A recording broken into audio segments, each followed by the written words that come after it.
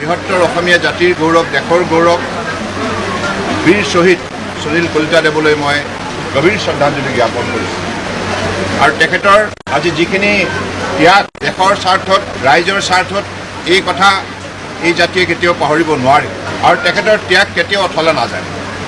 আগন্তুক দিনত তেখেতৰ আদৰ্শৰে অসমৰ পৰা যেন হাজাৰ হাজাৰজন উঠি অহা যুৱক যুৱতীয়ে দেশৰ হকে, মাতৃভূমিৰ হকে সৰ্বোচ্চ ত্যাগ কৰাৰ মানসিকতাৰে নিজক প্ৰস্তুত কৰে। তেনেধৰণৰ দেশভক্তিৰ অনুভূতিৰে দেশ সেৱা কামত আত্মনিয়োগ কৰাৰ বাবে নিশ্চিতভাৱে আগবাঢ়ি আহিব।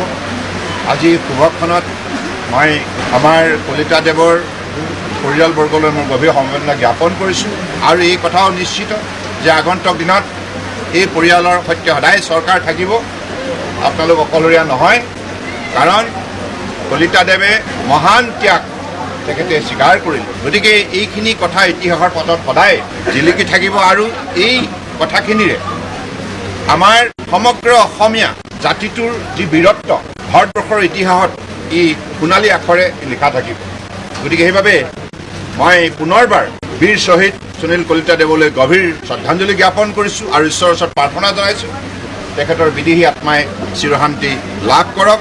আৰু পৰিয়ালবৰ্গলৈ মই গভীৰ সমবেদনা জ্ঞাপন কৰি এই কথা মই নিশ্চিতভাৱে জনাব বিচাৰিছোঁ যে আজি আমি চৰকাৰৰ তৰফৰ পৰা যি আন্তৰিকতা প্ৰদৰ্শন কৰিছোঁ, কিছু আৰ্থিক সহযোগিতা আগবঢ়াই, কিন্তু পৰৱৰ্তী সময়ত পৰিয়ালটোৰ নিৰাপত্তাৰ বাবে নিশ্চিতভাৱে চৰকাৰে ইতিবাচক দৃষ্টিভংগী চিন্তা চৰ্চা কৰিব।